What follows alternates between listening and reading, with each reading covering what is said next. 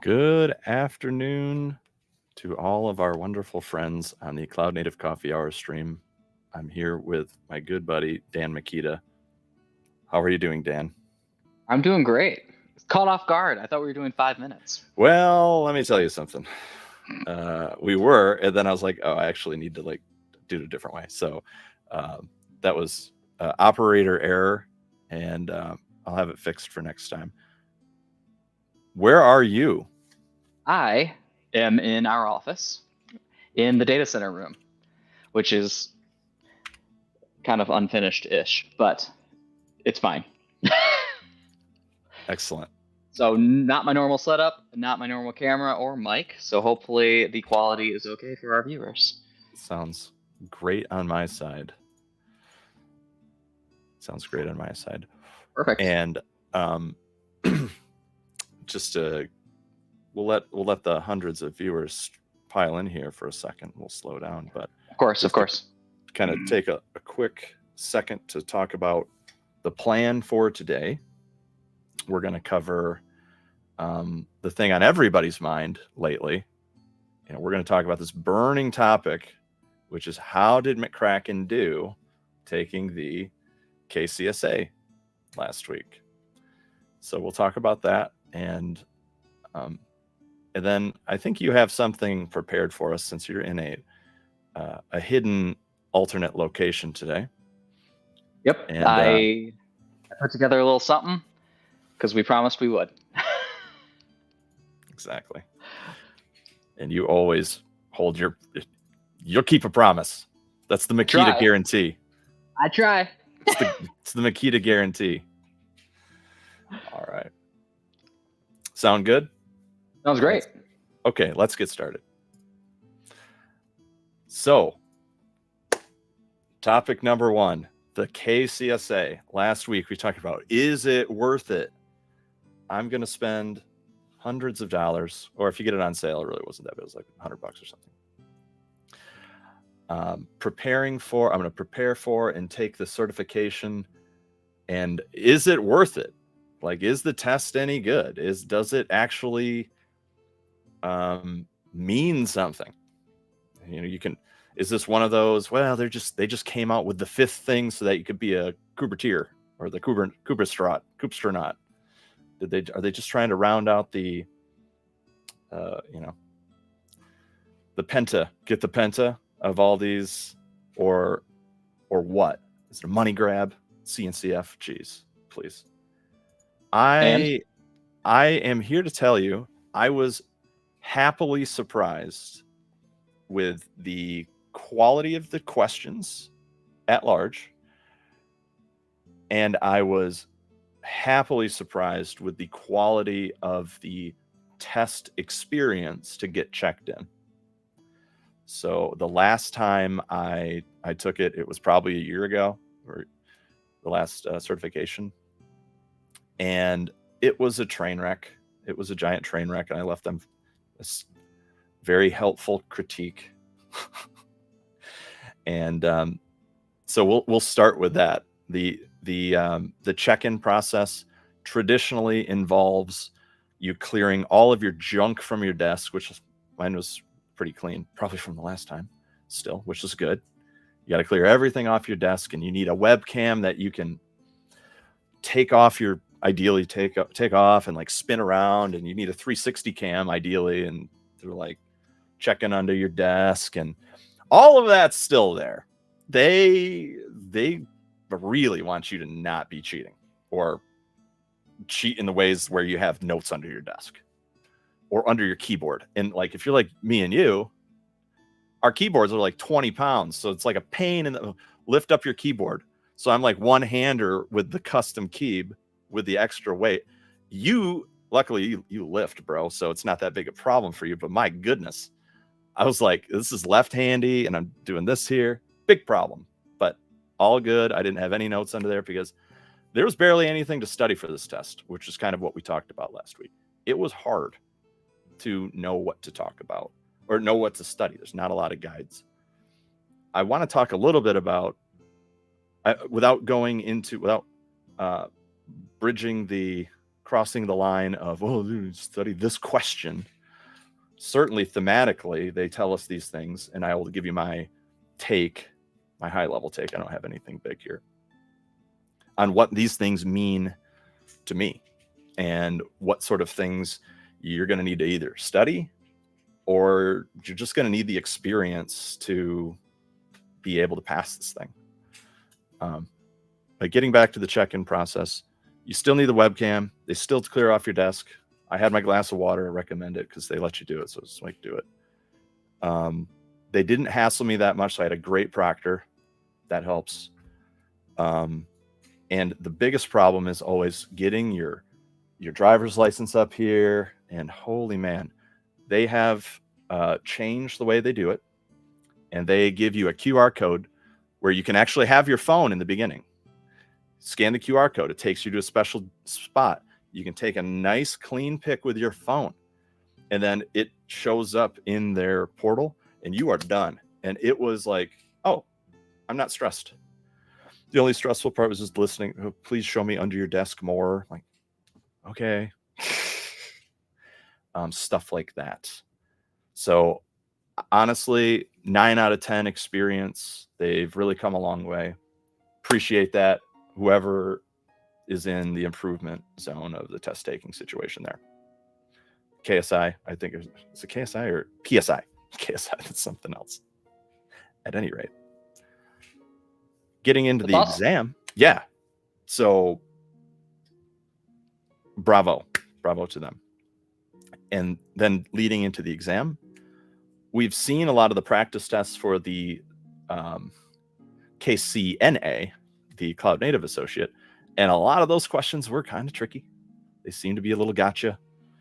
I was expecting a lot of things like that, where it's like, well, it's not very practical to need to know the types of labels that replica sets have.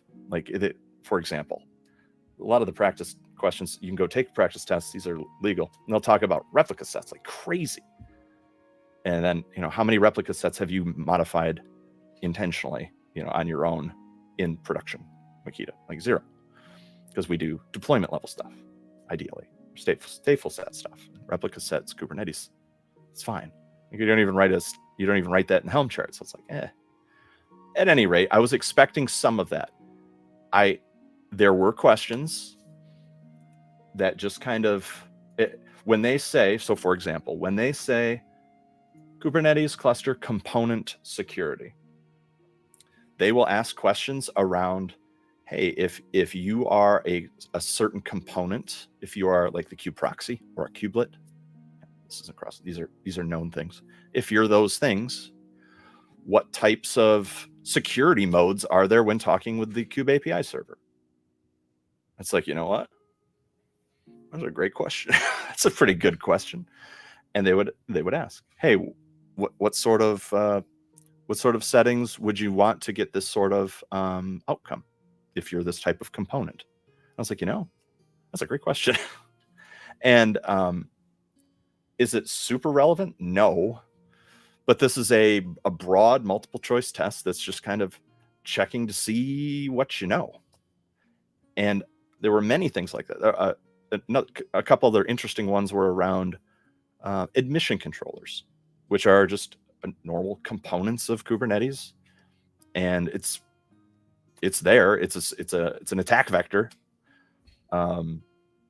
And they were asking lots of questions around different admission controllers. And it's like, well, I don't know. I don't know off the top of my head. And they would ask questions where some of the multiple choice were, is it this first, then that? Is it configurable? Is it that first, then the other? Or is it neither? It was like, oh gosh, that's just a really hard question where you either know it or you don't. There were some of those. But broadly, it was testing just your breadth of general knowledge around the Kubernetes security and the attack vectors, the threat model stuff.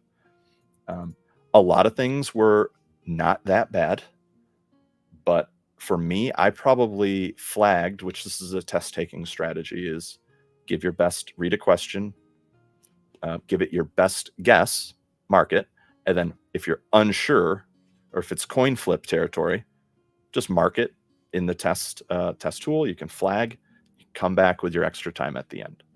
Common test taking strategy. Highly recommend it. Worked really well for me.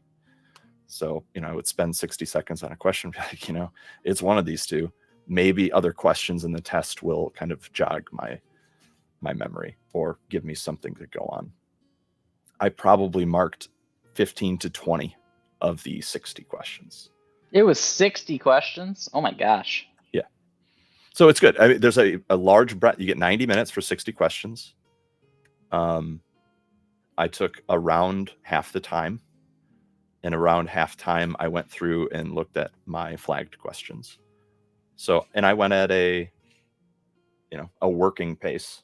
I wasn't dilly-dallying because I knew when I got to a point where it's like, brain doesn't know answer, flag it, move on, and that did help. I ended up changing my question or changing my answer after rereading and getting used to the language that they would use in the test. It became a little easier, became a little more doable. Interesting. Yeah. So how did it compare to, like, I understand this is multiple choice, mm-hmm. a little bit easier, not as like hands-on, right? Mm-hmm. With like the CKS. But with some of those questions, you brought up admission controllers. I feel like to know the order that the controllers, execute on or whatever, I feel like you have to have that practical knowledge as well in order to even know the answer to that question. So mm-hmm. I guess my question to you is there, mm-hmm. Well, would you say this is significantly easier than the CKS or the CKA? Or do you think if you could pass this, you could, attempt those pretty handily?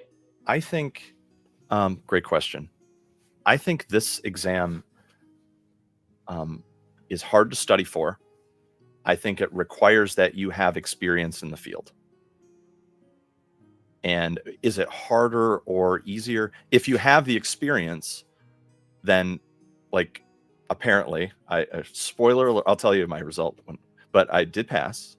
So if you have the experience, and you and I you pulled me into Kubernetes like 7 years ago or 8 years ago.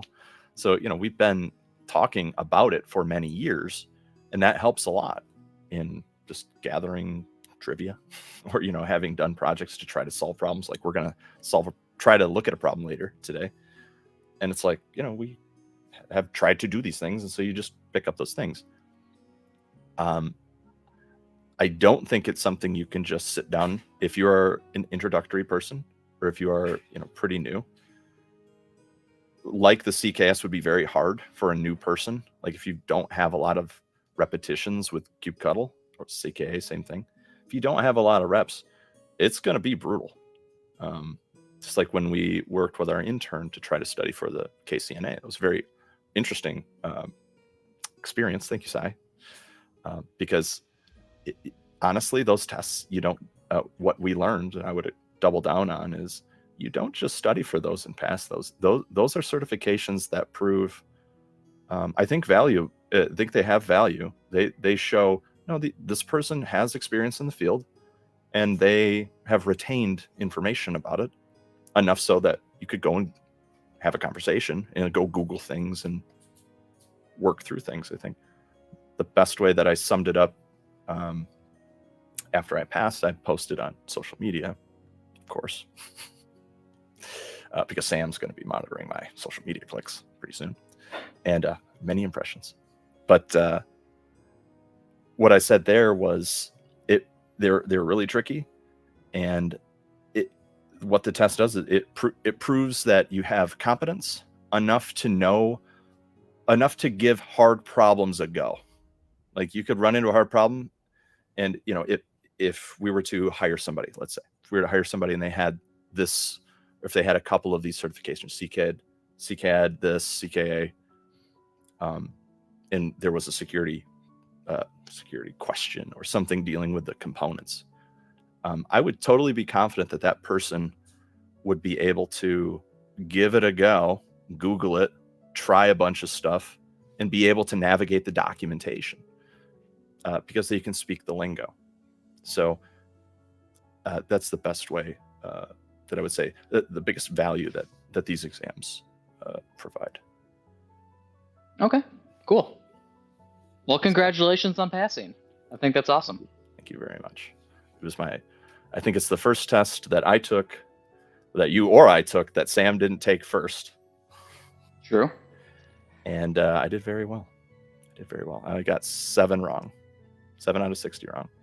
It's not bad at all. Not bad at all. 88%. Thank you very much. You need a 75. So I could have got 8 more wrong or something. And there's totally questions that you're going to run into, and it's going to be like, coin flip. But I got about half my coin flips right. So, and the other ones I just knew. And now, to get your jacket, to be the Cubestronaut, you have to retake the CKS, right? Gosh. The jacket. Yes. Where is it? It's not on here. Yes. So, unfortunately, although I have already passed the CKS once on Kubernetes 1.22, not good enough. Got to take it again. All of the certs have to be active at the same time. Thank you. And a little promo, they are offering like 40% off, which they're always offering 40% off. It's like Art Van. There's always a sale, They're always having a sale, so whatever. It's good marketing. And you have to take it by when? Because you have some others that are going to. There's going to be other content about this. I got to take it by November. They got plenty of time. That's what. It'll be here before you know it. You said that earlier today. You're going to crush it. There you go. So. Sorry. I really saw like a drip of water from someplace. That's not what I want to hear. Cool. Anything else you want to say before we move on? This is not for beginners. This is not an introductory test. If you're in the field of Kubernetes land and DevOpsing, and you are interested in getting certifications, I highly recommend it. I think it is a badge of, I'll say, honor. Like, it certainly proves that you know something, and that's a nice accomplishment. It feels good. And I certainly respect other people that have them. They're not handing them out. They're not handing them out. But if you've got the experience, it's a nice way to prove that and show that. And that's all I have to say about that. Perfect. Well, cool. So I guess if we've covered everything there, so we're moving on to topic. Yeah, go ahead. We have a question from YouTube, because I am monitoring the YouTube chat. Hello, YouTube. And Mohan asked a question. Where can we learn the KCSA? Great question. Look at our stream. First place, look at our stream from last week. So there should be a stream last Wednesday where specifically we talk about this. And I put a couple resources buried in there being buried in the stream, not in the comments or the description. I apologize for that. I can, while Makita's getting some things set up here, I'll drop some links in the stream here for you where you can take a peek. But in general, there's not a lot of resources. It's very difficult to study for. But if you've got if you have some experience, you're probably going to do okay. And I'll also show you what we've dug up and around. Great question. Thank you for asking. Okay. So switching gears. First I want to say we've been getting some comments on some of our past YouTube videos. We do a poor job at responding to those because we're busy, we're doing stuff. And this is, I mean, that is the honest truth. I am sure we are trying to get better at it. We're going to try to create more content. We're going to try to respond to stuff more often and all that kind of stuff. So maturing the process. So hopefully more to come on that. But we have been getting some comments about our Rancher K3S cluster, which we are going to look at a little bit today, but not from a Rancher perspective. But I think what we will do is we've got some questions of, hey, could you take your stream a little bit further? How did you install security tools was one of the questions, or what security tools do you recommend for this platform?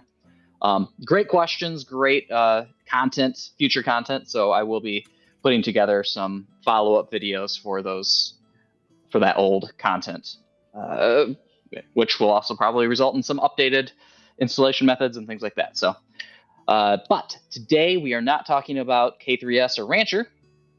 I think 2 weeks ago we were talking about, what are we going to do with our sandbox cluster?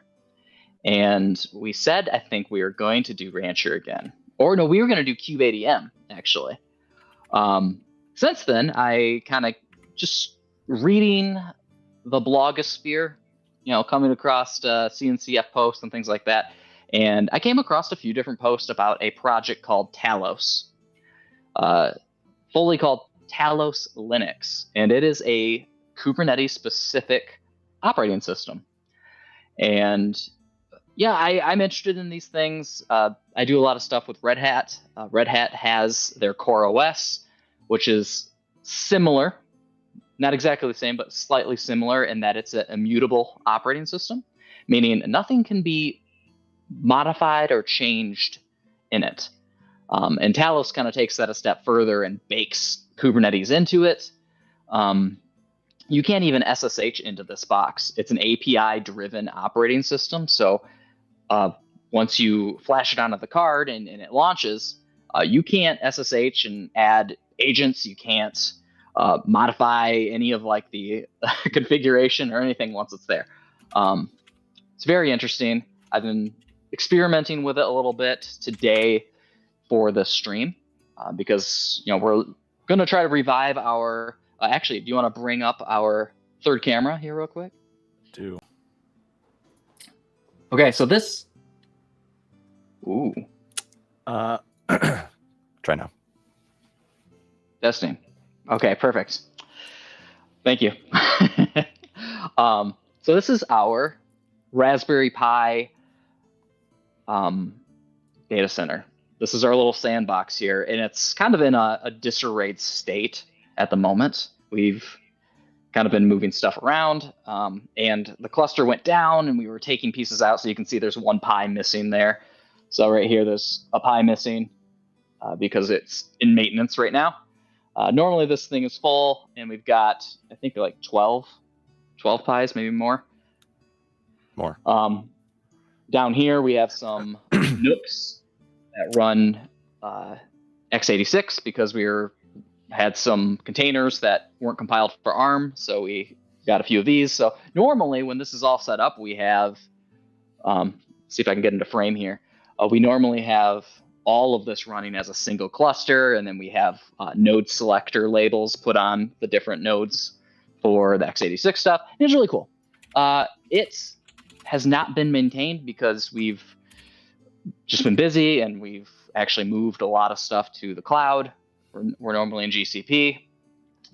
And that's just, obviously, we have a lot more horsepower out there. It's a little bit easier because you just use Terraform and things like that. So we have not been using this. And when we logged back into it one day, we found that the SD cards have just kind of fried themselves. After it runs for a while, SD cards kind of fill up and they get hot and they just deteriorate. And so the cluster was broken. And so we decided, hey, let's just take it down. We're not using it. But as we were thinking about bringing the stream back to life again, this Cloud Native Coffee Hour, we are going to revive this thing. So there you go. I guess as a recap from, last year, or the year before. This is all powered by PoE. So we have Ubiquity. We have a PoE switch here at the top, which is powering our office here, basically. So we have Ubiquity switches that are all PoE as well. And so this top switch kind of handles all of our infrastructure in the office. And then this second PoE switch from Ubiquity again is PoE as well. And you can see how it's plugging into all of the Raspberry Pis. Each Raspberry Pi has its own PoE hat that's installed, which powers them. So they do not need an outlet, like a AC outlet for each of them. So it cleans up the layout here. Additionally, and this has nothing to do with what we're going to do today, but I just wanted to give some context of what everybody's looking at. We have 3 USB hard drives plugged in here.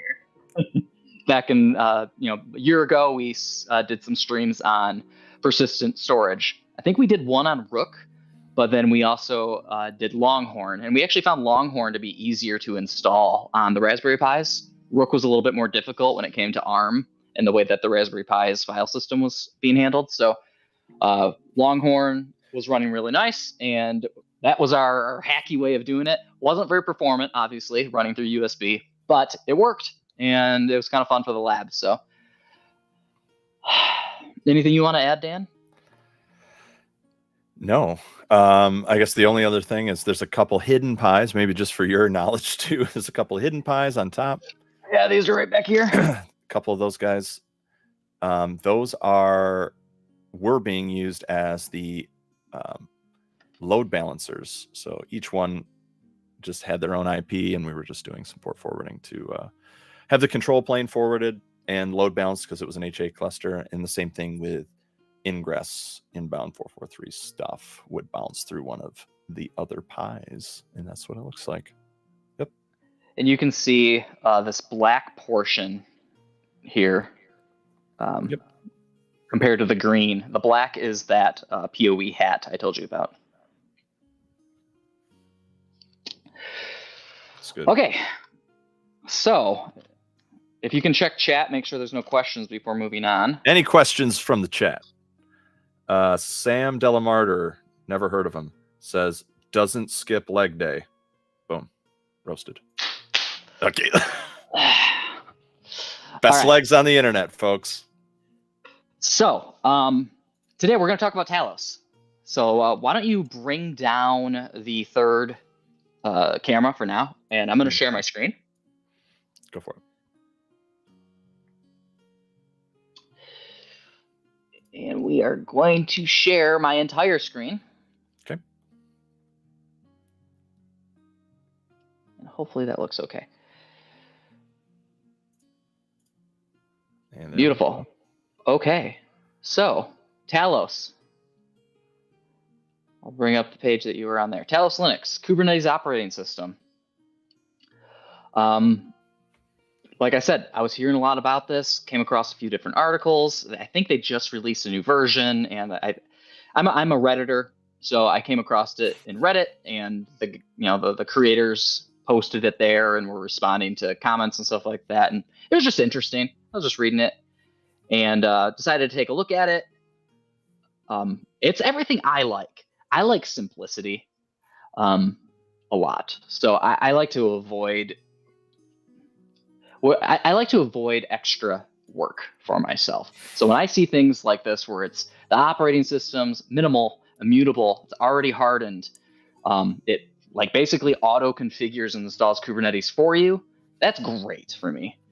If you're at an enterprise and you're trying to stand up a production grade Kubernetes, sure, you're probably going to want to turn the dials more and maintain it.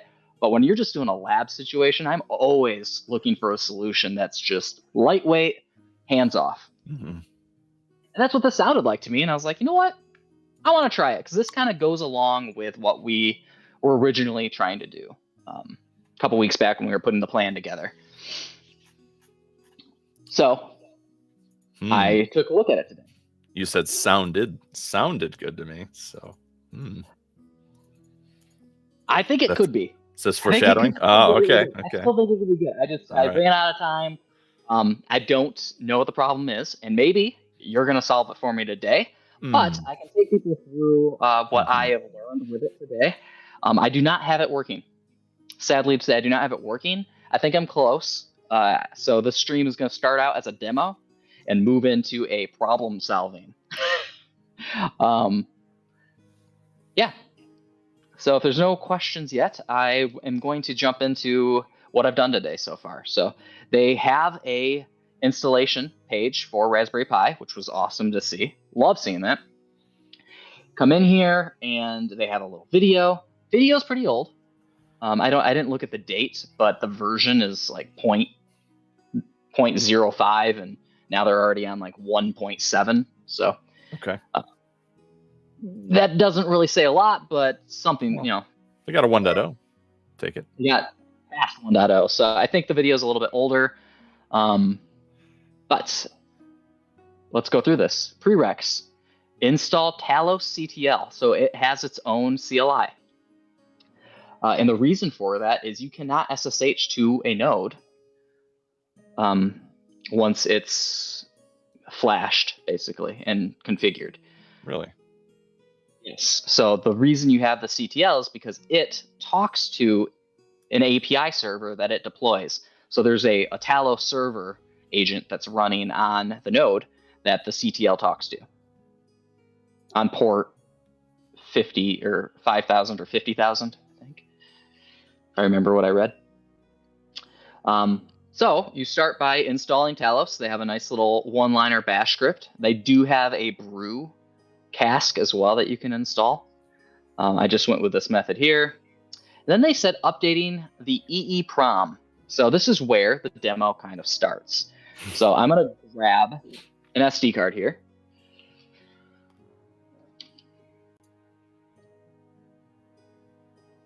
All right, I have an SD card. Here we go. Little guy here, 32 gigabyte Samsung. And I am going to show you my setup here real quick on the second camera. If you want to show, yep, you got it. Perfect. Okay, so I have my, yes, this is our, also you'll see there's like a microwave and stuff I'm sitting in front of. This is our extra room where we make lunch. So SD card, putting SD card in my little SD card reader. It is in. All right, and now I'm going to put the camera down again because we're going to move to my computer. On the computer now, I'm going to open up the Raspberry Pi Imager. Okay. In the Raspberry Pi Imager, you're going to select the Raspberry Pi that you have. In my case, it's a 4. I'm going to choose the operating system. Now, when it said it wanted you to update to the EEPROM, basically means it just wants you to flash the card to a default state so the bootloader looks at the SD card for boot instructions. So what you'll do is you'll come down to miscellaneous utility images, bootloader for Pi 4, and we want it to boot from the SD card if available. Otherwise, boot from the USB. So we're going to click that, and then we're going to select our storage medium. It's that 32 gigabyte card. One second, if you would. Okay, I'm following. I've done this a billion times. Raspberry Pi 4, understood, because that's like our firmware and stuff. That's our device. The operating system, we are putting the SD card bootloader, and that's it. So it's like a nothing is on this card. Correct. Okay, sounds good. So no Talos yet. Just making no Talos sure. Yet. Okay, that's correct. Click. All right.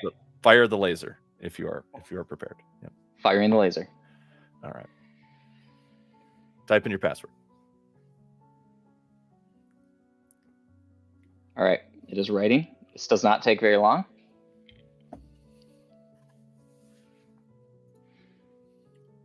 So this is basically like you just said, Dan, this is just putting the bootloader onto the SD card, and that is all. We should have the microwave go ding when when this is done. Turn the thing Ding. on. You just turn the below the breaker real quick. I might be able to do that. Could Done. you hear it? Yep. Pie's done. Dude, we should do that every time. That's the sound. It's the same chord. All right. Okay, so pie is done. So now we are going to flash. We're going to put the image on the SD card. So I can't be an expert in telling you why we're doing it in this two-step process. My guess is that the image doesn't boot. Because it's going to install a whole bunch of stuff as a part of turning on. So my guess is that we're putting this image on there, and I don't know, somebody that understands this side of things better than me could probably explain it. But yeah, we'll walk through it. Got some. I'm fascinated. Next up, you download the image, the compressed image, and you decompress it. I have already done this, so I'm not going to do that live on stream. Okay. Download the image. And this is on your developer machine, your administrator machine. It's downloaded onto it. That is correct. Okay. I am curious, though.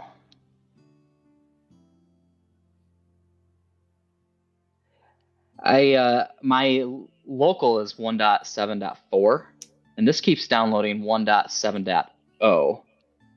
I kind of want to see if I can download 1.7.4 real quick.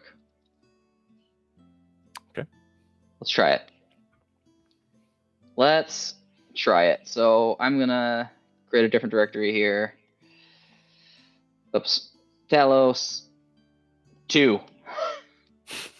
I know, I'm terrible. Okay. We're going to do this, and then we're going to actually change this to a 4 and see if it's there.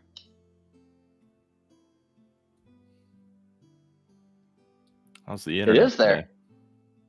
It's great. Good. Look how fast that downloaded. I feel like we should do another advertisement for MetroNet. Shout out to MetroNet. Hasn't gone down in a while. So you can see I just downloaded the new version, which maybe will fix my issues. I don't know. Okay. And I decompressed it. And now I have this .raw file. So the next step was to run a command, a dd command, to the mounted disk. Now, some stuff that I can show as a part of this is instead of using the Raspberry Pi imager, they want you to use dd. I am not an expert when it comes to this utility, so I assume I could probably use the Raspberry Pi imager to put this image on there, maybe. But the fact that they tell me to use the Raspberry Pi imager and then they tell me to use DD, I feel like there's a reason. And when I show the DD command, there are some settings that maybe the imager can't set. I don't know. I'm just following the instructions on this part here. So, but we can use disk-util list to show the disk path of the SD card. So it's disk 2, and we're going to have to unmount. Where is it? Where's my unmount? DD stands for disk duplicator or disk dump, data duplicator, or data definition. Fun fact. That is a very fun fact. Also has a nickname of Data Destroyer. So good luck with that. Good luck to us. Okay, so there's the command because it wasn't in my history, so I had to retype it. Disk-util unmount disk, and I tell the disk, so it's no longer mounted. Now we can use the DD command here to. Would you zoom in a couple? Just for the viewers. Oh, that's lovely right there. So you can see I am going to write the raw file, metal ARM64, to dev disk 2 using fsync, and then I think a block size of 4 megabytes is my guess. I don't know what some of these things mean, but this is the instructions, so we're following them. Yep. Password again. And now we sit for 30 seconds here.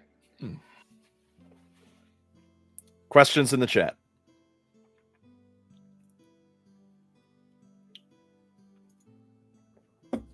Are there questions? No further questions. No further questions. All right. Well, once this is done, we'll switch back over to the data center camera so we can watch me put it in. And then we will switch back to the terminal here so you can watch the next step.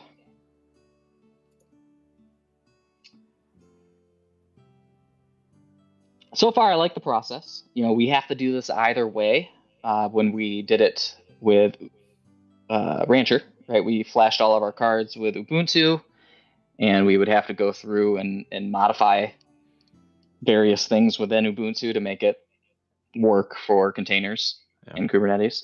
So this, even easier. You know, we just do a quick flash, and then these could just literally sit in our little SD card box, because once you pop them in, it just goes. Can't stop.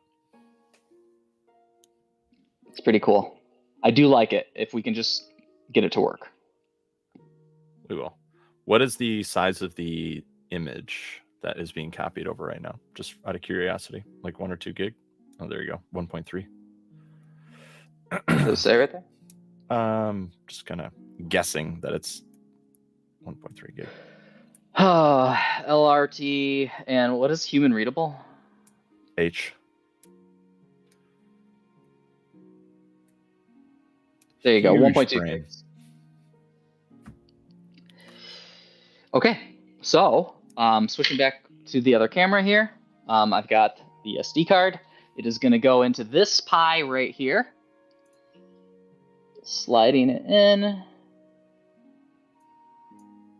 Okay, and it's powered by Ethernet, so I'm going to plug the Ethernet cable in, and we are good to go.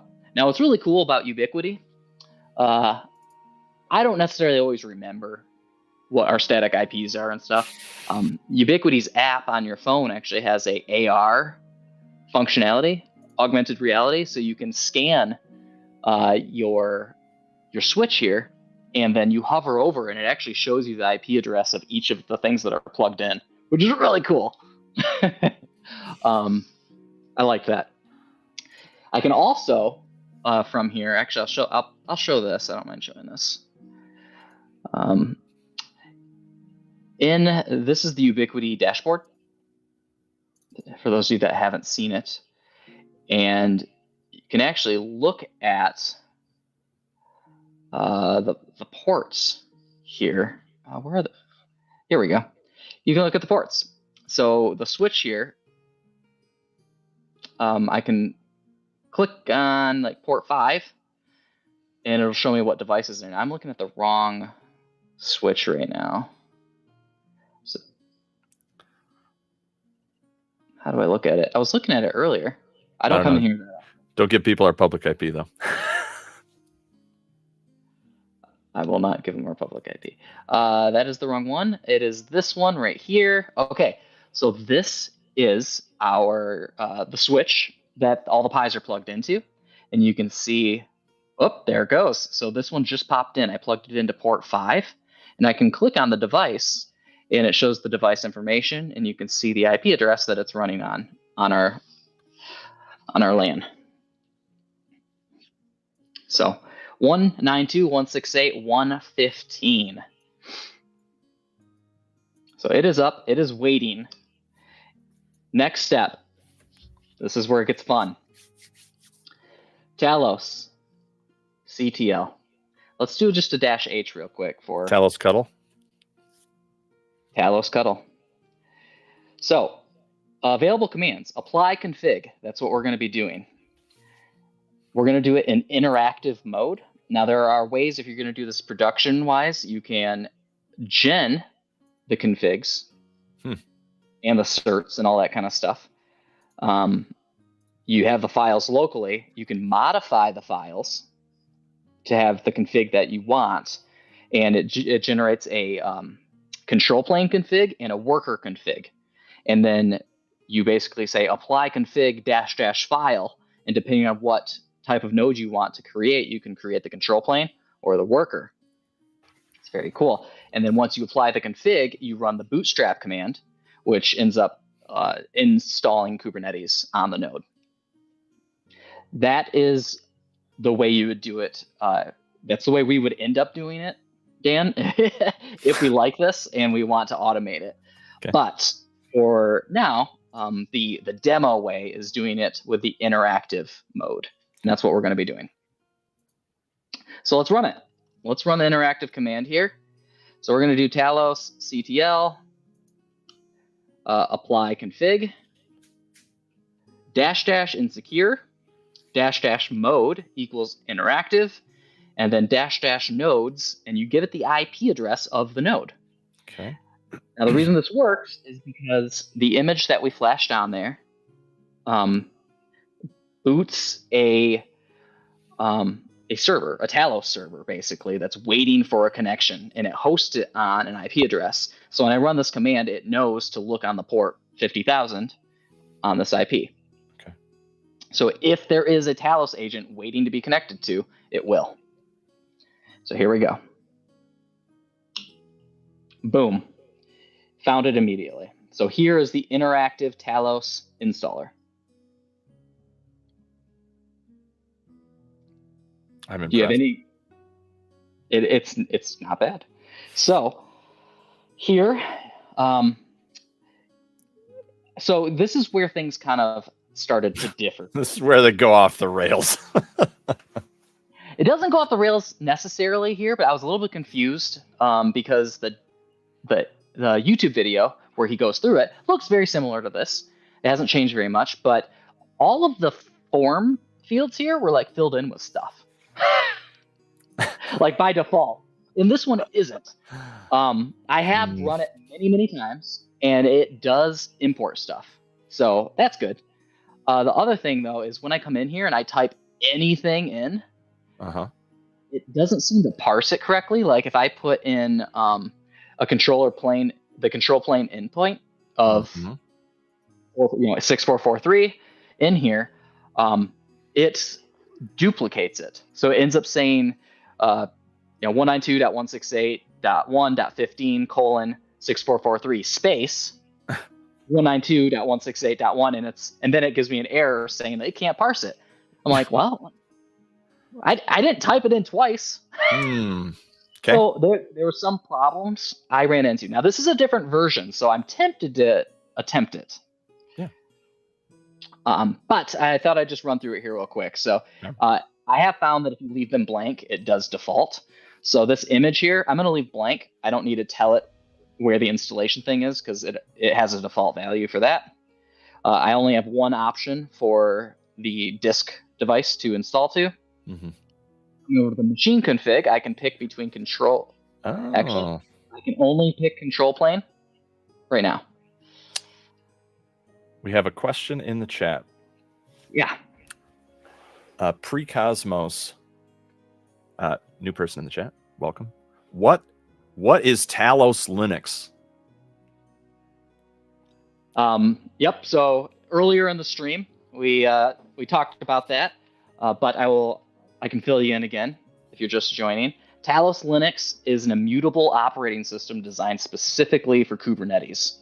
So once you load this operating system up, you can't SSH to it. You can't install agents. You can't make configuration or file system changes to the operating system without going through the Talos API.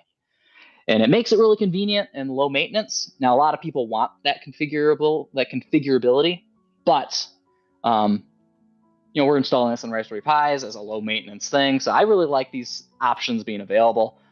So we're kind of experimenting with the technology today. It is also a CNCF project, Cloud Native Computing Foundation supported initiative. Very good. So let's fill this out here. Control plane, that is the machine type we're going to do. We're not going to do a worker. The cluster name, I'm just going to call this Talos cluster. Control plane endpoints. By default, it should just use the IP address of the node at 6443. Okay. Leave it blank. I agree. Leaving this blank. I'm going to allow scheduling on the control plane. Definitely. Network config. Host name. I'm going to leave this blank too.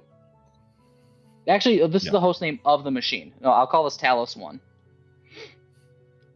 Okay. And DNS domain. I'm going to leave this blank. This should be cluster.local by default. Yeah. Now, next part here. Configure. This is where I felt there might have been an issue, but if I change it, it doesn't install. So we're going to leave it as is for the first demo here. Okay. I turned off DHCP because all of our nodes are static IPs. The reason why I thought this was an issue was when I was looking at the etcd logs, it was using a different IP address than the node that it's installed on. And it was getting a cannot find server at this IP address error. Okay. But we'll get there. I'm leaving it checked for now so we can actually continue forward. I didn't change anything else in here. I just took defaults. And then I took flannel because I like flannel.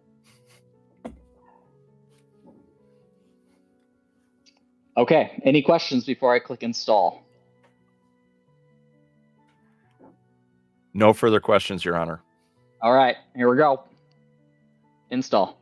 So it generates the configuration file, and it is done. Apply the configuration to the node, and that's it. That was easy. Yep. So any key to exit. I have exited. Where is the any key? That's the big question. So from here, it's like, okay, does that mean it's working? Well, let's take a look at the docs again and catch up to where we are. So we said we ran this, we went through the interactive installation. So the next step would be retrieving the kube config. Okay. Yes. We can do this. This is the last step. I've never gotten the kube config to work. So I guess there's nothing else in here. So before I try to get the kube config, let's just take a look to see what's going on. So I have found some commands by playing around with this extensively. It was dmess. Come on, gimme. Am I in a different window? It's fine. Extensively, folks. Extensively. It has been extensive. Let's see. What is dmessage? All right, let's type it again. Talos CTL d message dash n for nodes, and it's going to be 192.168.1.15, and I'll do -f to follow this log here. Okay. So here's the log of it trying to stand up, and it's looking kind of similar to what I've had earlier. So remember, this is a newer version. So I keep getting an error. Now it is kind of trying to create some stuff. Created the service count for core DNS, created a cluster role binding, a cluster role, config map, but then I get some failed stuff in here. And it's an authorization error. Yep, same problem I was running into before. Okay. So this authorization error just kind of persists. Now, for some reason, it's still able to stand up certain things. So that's great. But this authorization error kind of prevents the whole thing from coming online. So let's take a look at where that's coming from. Oh, let me here clear. What is my Talos? Etsy. Oops, Talos CTL.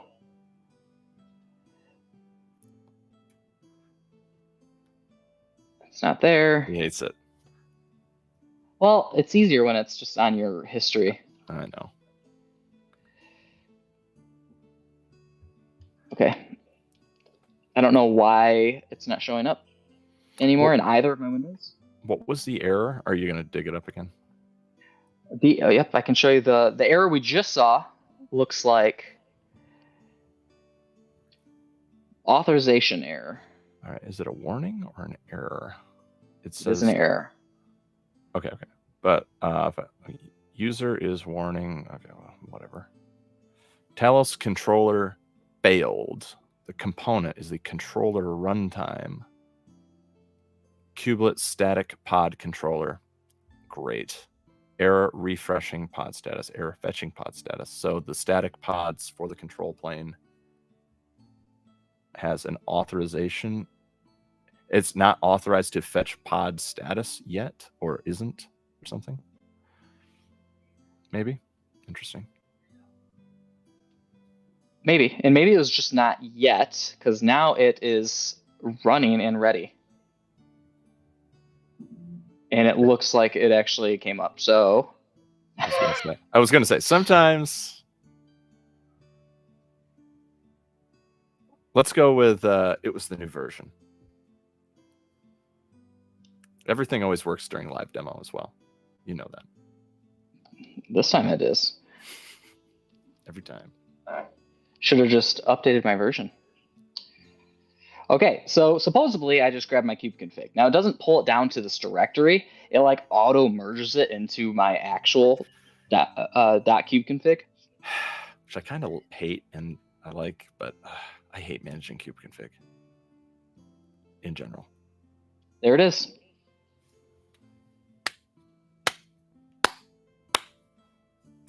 Hit the sound bar. Hit the dinger.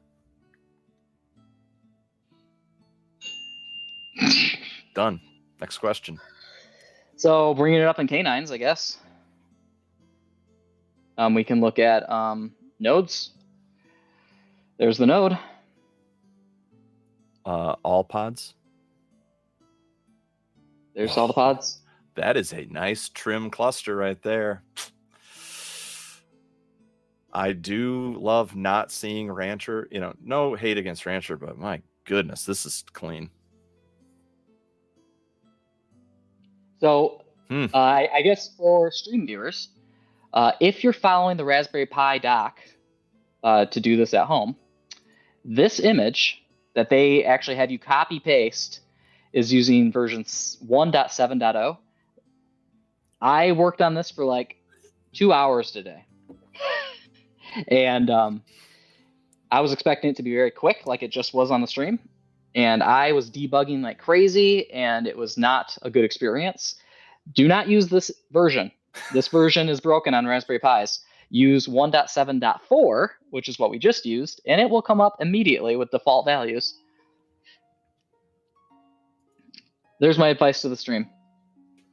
That's that hard-hitting content. Nice work. Nice work. So now we just need workers and like go to town, right? Yeah, I mean, it depends on how far you want to take this. I kind of like the idea of having, have this be a sandbox specifically for our streams. Yeah. So I don't know. I mean, it would be cool to stand this up with like every single Pi, put it behind a load balancer, do, HA, all that kind of stuff. It'd be cool. Yeah. But I also kind of like the idea of having multiple small clusters. Yeah. I'm just saying, if you were to, the next steps here, you've got a control plane. We have a known working process. We just need to select the worker one, and then it would Talos Cuddle merge themselves together. They would know how to fist bump, and they'd be all set. Yeah, well, I think the way that works from the docs I was reading today is, if you noticed here, let's just take a step back in me answering the question. if we were to automate this process, we could just flash all of these SD cards with this base image, right? And then all you have to do is put the base image in, and it's just waiting for the Talos CLI to connect to it and tell it what to do, right? So so basically, anytime one goes down, we just pop in a new SD card and we say Talos CTL, and then we just give it the static IP address of the node. But you can additionally give it the static IP address of the control plane. So my assumption is, because Talos has its own API and it manages all these nodes, that if you provide it the IP address of the node you want to flash or set up, as well as the control plane IP address, it basically connects to the control plane, grabs all the connection keys, and provisions the worker node that way. So I feel like you don't need a key or anything like that, like kubeadm does. Yeah. I feel like you just have a static IP. It's doing have a static IP. Yep. Point of clarification or question from me, not from the chat. I get to talk. I just heard you say something, and I want to make sure I understood it. The procedure we did here was RPi imager with just a bootloader file situation. You then DD copy the image onto the SD card. Were you just suggesting, did I just hear a suggestion to flash the SD cards with the Talos image already installed on it as a secondary way of doing this procedure? Is that what you were suggesting? I'm suggesting as a part of our internal workflow, we have this wonderful thing that you bought that has all of our SD cards. We used to have this very well-maintained SD card. To make you drop it. Okay. So, what you used to do back when we were doing this more often was you pre-flashed these cards. So if one of the Pis ever went down, we just take a card out, pop it in, and we'd run our Ansible against it to get it back up. Well, in this case, there is no Ansible, right? So I was saying that you could do the Raspberry Pi imager on a card to get the bootloader, and then run DD against the card, and then put it back in this box. Okay. And we just have a whole bunch of them in. Excellent. So we would RPi, DD. We've got the piece of bread ready to go. You put it in the toaster. Ding happens. You're all set. Tell CTL, then this ding, boom. Exactly. Because that means the administrative part of actually swapping out an SD card is just popping it in and running the Talos command with the IP address, and you're done. And that's it. Super, super easy. I really like that it worked. One thing that you just reminded me of, though, there is, as part of this Talos CTL, there is a Talos CTL dashboard command. Okie dokie. Let's take a look at that real quick. We can end on this. We'll end on this and take the win. Here we go. Please. Oh, yeah. There it is. I haven't looked at this, so I'm... Whoop. There we go. What am I looking at? Name of the node I'm connected to. The RAM, the CPU. Number of processes. Version of Kubernetes. The status of the kubelet. Okay. And then just some stuff. F2. Maybe you could hit F2 and get a monitor. We're looking at a summary here. Let's go. Oh, I actually hate these dashboards in the K9's land, or in terminal land, but hey, we'll take it. It's free. Huh. Interesting.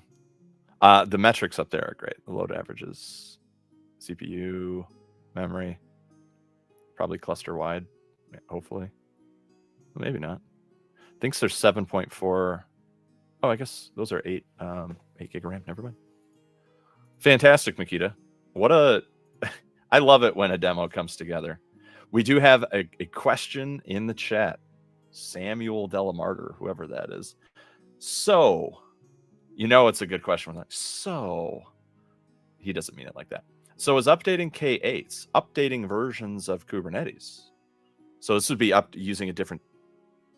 Is updating K8s flashing a card with a newer version and then swapping? Good question. No, I haven't done it, obviously. But this is the Talos CTL help menu, and down here there are 2 different commands. Upgrade.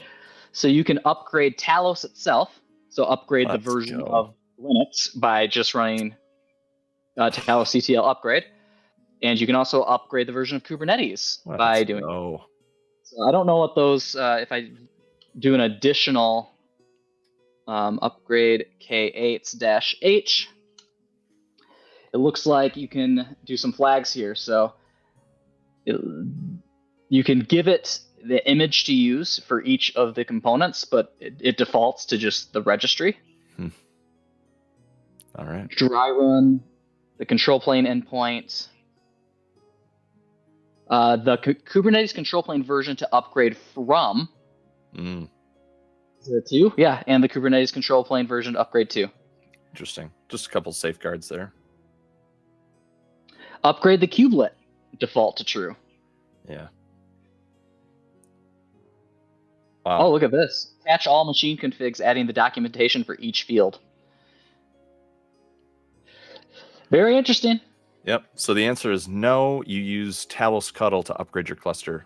It's actually easier than what you were thinking there, Samuel. Great question. Looking forward to trying that out. Wow. All right. Cool. So Talos gets 2 thumbs up. 2 thumbs up from me. Holy moly. After changing versions, it worked exactly how I expected it to. So fantastic. Okay. Wow. I think there's going to be a lot. I mean, this is so nice to work with, or at least you made it look really easy. You made it look very easy. So I can't wait to Talos Cuddle some stuff and make it happen. Very cool. Me either. I actually kind of want to do another stream and attach a worker to it and see what that process is.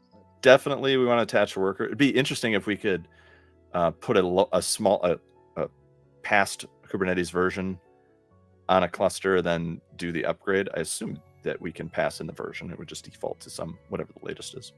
I'd also like to do it non-interactively. So like just have the config file sitting there and we can just apply it. Yeah, absolutely. Well, great. Cool. Any other questions from the chat or any other comments? Makita, anything else you would like to add today? That was a wonderful demo. No, that's all I had. I hope you guys enjoyed it. I hope you enjoyed it as much as he did. He's spent. What a demo. Just think, you're like, this ain't gonna work. Ugh. Boom. I'm surprised that it worked. No one's more surprised than me. You have to understand, I flashed it probably 10 plus times today. Eric was giving me a lot of emotional support. Oh, excellent. Well, wonderful. All right. If there's no other questions, I think we can wrap it up, given a successful demo of Talos. And I think Talos is going to be where we go. That's going to be where we go next. And, maybe we can get some clusters going, see if we can run some stuff in that cluster and see where it starts to tip over. And we'll put it through the paces a little bit, maybe. Sounds like a plan. I like it. Cool. All right. Well, thank you, everybody, for joining us today. And thank you, Makita, for preparing that demo. Congratulations to me for having a huge brain and passing the KCSA. Super easy, barely an inconvenience. And thank you, CNCF, for making it not the worst test-taking experience of my life. It was actually not. Appreciate that a lot. And with that, I hope everybody has a fantastic week. And we will see you next week, the Cloud Native Coffee Hour. Bye-bye. Bye.